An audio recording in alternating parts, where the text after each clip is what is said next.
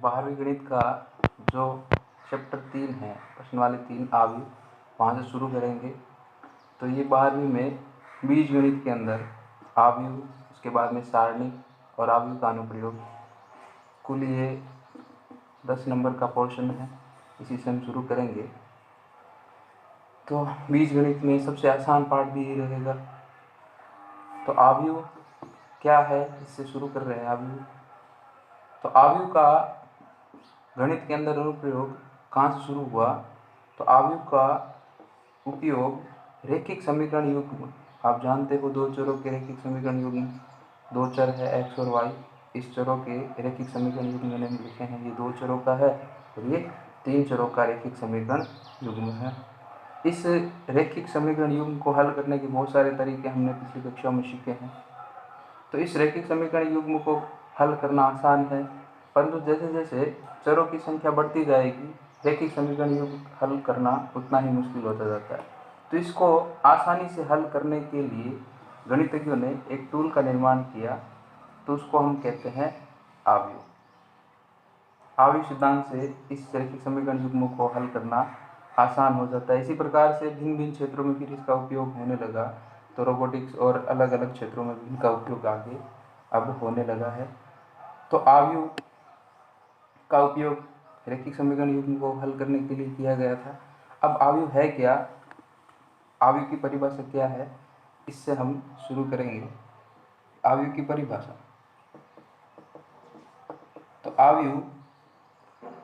अवयव संख्याओं या राशियों का एक व्यवस्थित आयताकार या वर्गाकार विन्यास होता है, यानी कि समान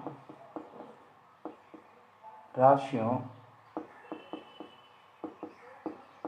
या संख्याओं का आयताकार या वर्गाकार विन्यास अवयव कहलाता है। यानी कि समान राशियां, इन राशियों या संख्याओं का आयताकार या वर्गाकार विन्यास मेरा अवयव कहलाएगा। तो किस प्रकार से ये अवयव रहता है, इसको हम समझते हैं। तो यहाँ मैंने कुछ संख्याएं लिखी है और इन संख्याओं को मैंने आयताकार विन्यास में लिखा है। आयताकार विन्यास यानी कि यहाँ पर मैंने आयत के रूप में इन संख्याओं को अरेंज किया है। तो इस आयताकार विन्यास में लिखने के बाद में जब मैं बड़े ब्रैकेट से इसको बंद कर देता हूँ, आयताकार विन्यास में इन संख्याओं को लिखा मैंने, लिखने के बाद में बड़े ब्रैकेट के रूप में बंद कर दिया, तो ये एक अवयव कहलाता है। क्या कहलाता है? एक अवयव कहलाता है। अवयव केवल एक विन्यास है, अवयव का कोई उत्तर नहीं होगा। अवयव केवल एक विन्यास है। अब आयताकार और वर्गाकार विन्यास में किसी भी प्रकार से इनको हम लिख सकते हैं। तो 2 प्रकार के विन्यास रहेंगे, एक आयताकार और दूसरा वर्गाकार। ये आयताकार हो गया, ये वर्गाकार विन्यास हो गया। आगे जाके देखेंगे ये वर्ग अवयव, ये आयताकार अवयव। अवयव को अंग्रेजी के बड़े वर्णमाला से निरूपित किया जाता है। तो अंग्रेजी का बड़ा वर्णमाला ABCD, किसी से भी हम इसको अवयव को निरूपित कर सकते हैं। तो अवयव में संख्याओं या राशियों का एक विन्यास है।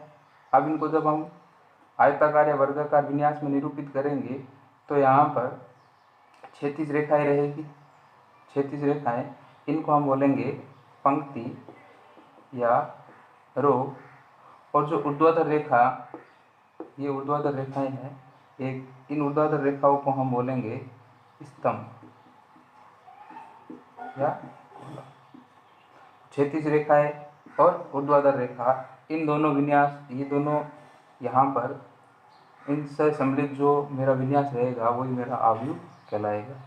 अब यहाँ पर अवयव के अंदर अवयव को हमेशा ही बड़े ब्रैकेट से बंद किया जाता है, और अवयव के अंदर जो संख्या लिखी जाती है वो अवयव के अवयव कहलाते हैं।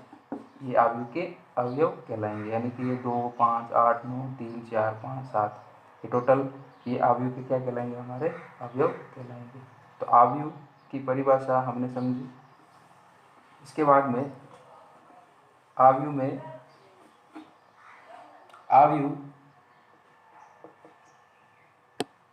का क्रम, आव्यूह का क्रम। तो आव्यूह का क्रम समझने के लिए मैं एक व्यापक रूप से एक आव्यूह लिखता हूँ। आव्यूह ए बराबर, यहाँ पर A11, A12, A13 dot dot dot dot A1n, A21, A22, A23, A2n, A31, A32, 33, A3n।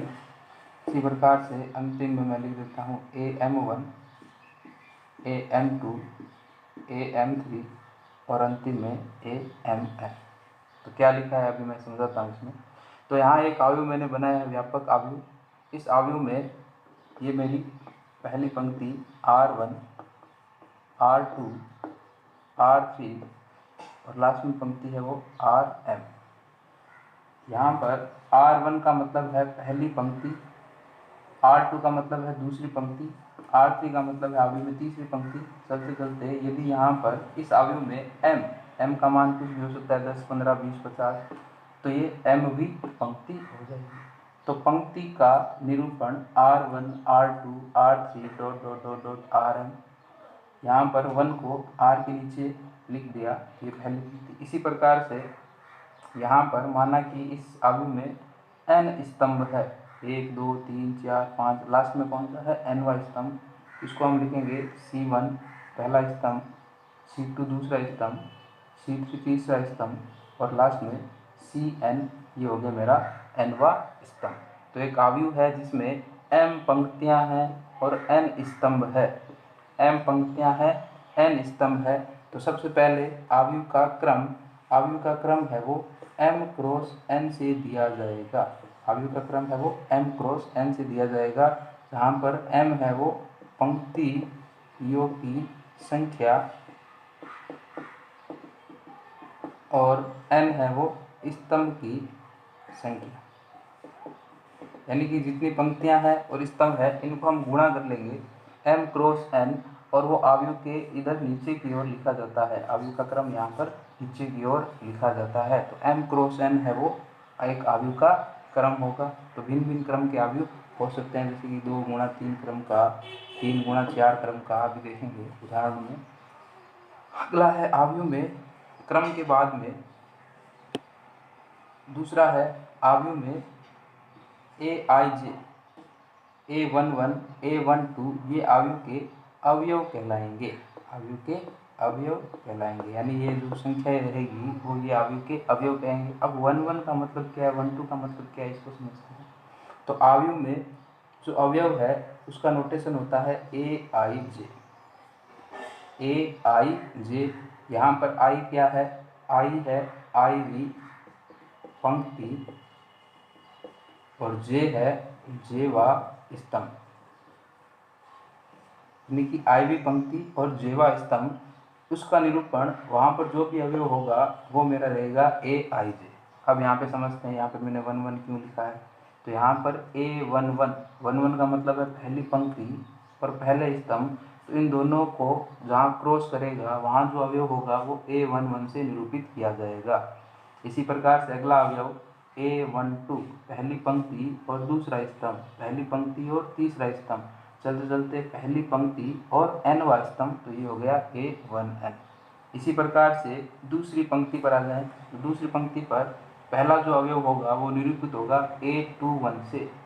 21 से क्यों, क्योंकि ये दूसरी पंक्ति है, तो स्तंभ कौन सा है, पहला, A21, A22, A23।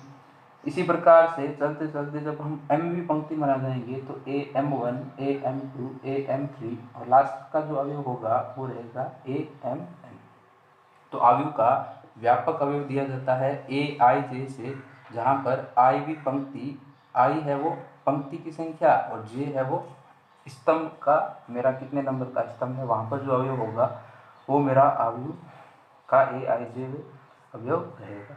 इसी प्रकार से आव्यूह का जो क्रम है वो m क्रॉस n, जहाँ पर m है वो पंक्तियों की संख्या और n है वो स्तंभ की संख्या रहता है। तो ये समझ में आ गया आव्यूह का क्रम क्या होता है। आव्यूह का क्रम हमेशा ही m क्रॉस n, इतना ही लिखना है, गुणा नहीं कराना, m क्रॉस n, यानी जितनी पंक्तियाँ और स्तंभ इन दोनों को गुणा के रूप में लिख दिया तो मेरा आव्यूह का क्रम हो जाएगा। तो यहाँ पर समझते हैं कुछ अलग अलग क्रम के मैं आव्यूह बनाता हूँ। तो उदाहरण के तौर पर यहाँ पर मैं पहला आव्यूह बनाता हूँ 2 - 3 5 7 8 और 9। तो यहाँ पर ये पहली पंक्ति, ये दूसरी पंक्ति, R1 R2, ये पहला स्तंभ, ये दूसरा स्तंभ और ये तीसरा स्तंभ। तो यहाँ पर इसका क्रम क्या हो जाएगा, इस आव्यूह का क्रम हो जाएगा 2 गुणा 3 क्रम का ये आव्यूह है। इसी प्रकार से मैं यदि पूछूं आपसे इसका A11 क्या है, तो A11 यहाँ पर 2 होगा। मैं बोलूँ कि A12 क्या है, तो वो -3 होगा। A23 कितना होगा, A23 का मतलब क्या है, दूसरी पंक्ति तीसरा स्तंभ, दूसरी पंक्ति तीसरा स्तंभ का जो अवयव है वो हो जाएगा 9। यदि मैं आपसे बोलूँ कि A33 कितना है, तो इस आव्यूह के अंदर A33 का मान कुछ भी नहीं है, क्योंकि पंक्तियाँ कितनी हैं, 2 ही है और यहाँ पर 3 लिखा हुआ है, तो A33 यहाँ पर कुछ नहीं होगा। तो यहाँ इसके संगत के अवयव ये A11, A12, A13, A21, A22 और ये A23, इसके संगत मैं आव्यूह बना सकता हूँ। यहाँ पर A11, A12, A13, A21, A22 और A23, तो ये आव्यूह है, इसमें ये संगत इसके अवयव हो जाएंगे। तो एक आव्यूह है, इसका क्रम है, उसको क्रम पंक्ति गुणा स्तंभ, तो ये 2 गुणा 3 क्रम का एक आव्यूह हो गया।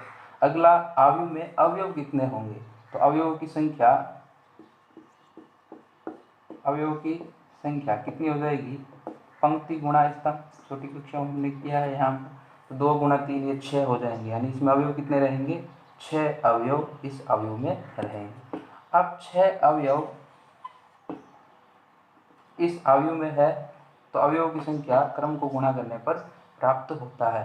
तो एक प्रकार का जो सवाल है वो पूछा जाता है, आगे आप जाओगे तो प्रश्नावली में मिलेगा आपको, यदि 6 अवयव हो तो इसके कितने क्रम है, वो इसको हम आगे समझेंगे। तो ये समझ में आ गया कि आव्यूह का क्रम क्या है, आव्यूह को व्यापक रूप से कैसे निरूपित करेंगे। एक और आव्यूह बनाता हूँ मैं यहाँ पर -2 1 5 6 7 8 -2 1 3, ये 3 गुणा 3 क्रम का आव्यूह है। 1 2 7 8, ये 2 गुणा 2 क्रम का आव्यूह है। 1 गुणा 1 क्रम का भी आव्यूह संभव है, ऐसा आव्यूह भी संभव है 1 गुणा 3, और ऐसा आव्यूह भी संभव है 3 गुणा 1। तो यहाँ पर मैंने कुछ आव्यूह लिखे हैं, यहाँ पर A बराबर, B बराबर, C बराबर, D बराबर और E बराबर। तो मैंने पहले ही बताया था आव्यूह को हमेशा अंग्रेजी की वर्णमाला से निरूपित किया जाता है। तो एक 3 गुणा 3 क्रम का आव्यूह हो गया, यहाँ पर 3 गुणा 3 9 अवयव हो गए। ये 2 गुणा 2 क्रम का आव्यूह, 2 गुणा 2 क्रम का आव्यूह, ये 1 गुणा 3 क्रम का आव्यूह भी संभव है, ये 1 पंक्ति और 3 स्तंभ, 1 पंक्ति 3 स्तंभ। इसी प्रकार से यहाँ पर 3 गुणा 1 क्रम का आव्यूह, यानी कि बहुत सारे क्रमों के आव्यूह हम बना सकते हैं। सबसे छोटा है वो 1 गुणा 1 क्रम का आव्यूह है, और भिन्न भिन्न प्रकार के आव्यूह यहाँ पर हम बना सकते हैं, जिनका हम आगे चल के देखेंगे कि किस प्रकार से उपयोग करेंगे। तो आव्यूह में हमने समझा, आव्यूह की परिभाषा देखी, आव्यूह का व्यापक निरूपण। तो आव्यूह का जो निरूपण है वो किया जाएगा AIJ M क्रॉस N, यानी किसी भी आव्यूह को इस नोटेशन, इस संकेत से निरूपित किया जाता है। यानी कि जो संकेत है, यानी कि ब्रैकेट बनाना, हमें बड़ा ब्रैकेट बनाना है, अंदर लिखेंगे AIJ और M क्रॉस N। तो किसी भी आव्यूह को निरूपित करने का जो तरीका है वो हमारा इस प्रकार से हम इसको निरूपित करेंगे, जैसे कि वेग को V से, त्वरण को A से। इसी प्रकार से आव्यूह का जो निरूपण है वो हमेशा ही इस नोटेशन से हम इसका संकेत हम करेंगे। अब यहाँ पर एक प्रकार के जो सवाल है पूछे जाते हैं शुरुआत में कि एक अवयव है, अवयव ए को मुझे ज्ञात करना है, ए आई जे, क्रम उसका यहाँ पे लिखा होगा, जैसे कि 2 गुना 3 क्रम का अवयव है, वो हमें ज्ञात करना है।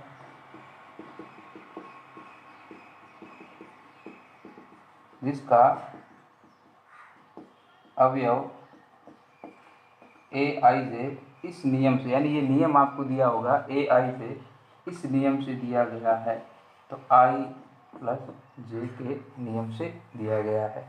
तो यहाँ हल के अंदर हमें अवयव ज्ञात करना है। ये अवयव जिसका क्रम कितना है, 2 गुना 3, जिसके अवयव है इस नियम से, ये नियम है वो अलग अलग सवालों में अलग अलग हो सकता है, यानी कि उसका कोई भी अवयव हमें निकालना है, जैसे ए आई जे, वो किसके बराबर होगा, आई प्लस जे के बराबर। तो सबसे पहले हम देखें यहाँ पर, इसमें 2 पंक्ति और 3 स्तंभ, तो ये पहला अवयव हो गया A11, A12, A13, A21, A22 और A23, यानी कि कितने अवयव होंगे, 6 अवयव होंगे। 2 पंक्ति है, पहली R1, R2 और 3 स्तंभ है।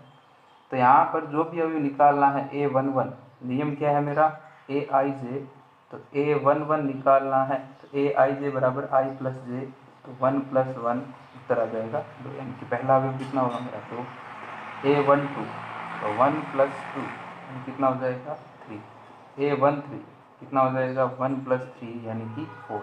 इसी प्रकार से मैं सारे अवयव यहाँ पर A21 3 हो जाएगा, A22 4 हो जाएगा, A23 5 हो जाएगा, तो उत्तर आ जाएगा मेरा 2 3 4 3 4 और 5। ये जो अवयव है ये मेरा आंसर हो जाएगा, यानी अवयव जिसका नोटेशन ये दिया हुआ है संकेत के रूप में ज्ञात करना है, इसका अवयव इस नियम से दिया गया है। तो ये पहले प्रकार के सवाल है। तो इसमें एक सवाल और करते हैं। एक अवयव मुझे निकालना है, इसका क्रम है 2 गुना 2, इसका क्रम है 2 गुना 2 और जिसका अवयव है वो ए आई जे दिया गया है आई प्लस आई माइनस 2जे, दिया गया है आई माइनस 2जे से।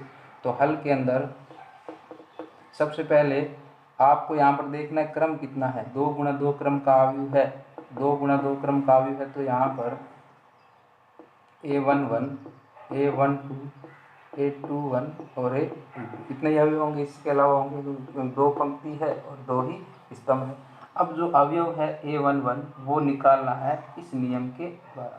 तो A11 जब मुझे निकालना होगा तो 1 - 2 गुना उत्तर आ जाएगा -1। A12 निकालना है तो 1 - 2 गुना 2 उत्तर आ जाएगा -3। A21 2 - 2 गुना 1 उत्तर आ जाएगा 0 और A22 2 - 2 गुना 2 ये आ जाएगा -2। यानी कि यहाँ पर जो पहला अवयव है वो -1 यानी A11 है वो -1 रहेगा। दूसरा अवयव A12 यानी पहली पंक्ति का दूसरा अवयव तो बोल ही नहीं सकते कौन सा दूसरा, कि पहली पंक्ति का पहला अवयव, पहली पंक्ति का दूसरा, दूसरी पंक्ति का पहला अवयव, दूसरी पंक्ति का दूसरा अवयव। तो A11 कितना हो जाएगा -1, A12 कितना हो जाएगा -3, A21 कितना हो जाएगा 0 और A22 हो जाएगा मेरा -2। तो जो आपका उत्तर है वो आप उत्तर लिख दोगे यहाँ पर -1, -3, 0 और -2। तो इस प्रकार से और भी सवाल है, जो सवाल आपको अब प्रश्नावली के अंदर यहाँ पर मिलेंगे, तो ये सवाल है वो आपको कर सकते हो। तो अगला है अवयव में, अवयव हमने समझा, अवयव का जो नोटेशन हमने देखा, अवयव का क्रम हमने समझा। अब अवयव के प्रकारों के बारे में हम देखेंगे कि अवयव के कौन कौन से प्रकार है, उन प्रकारों को हम एक एक करके समझेंगे। तो अगला है अवयव के प्रकार।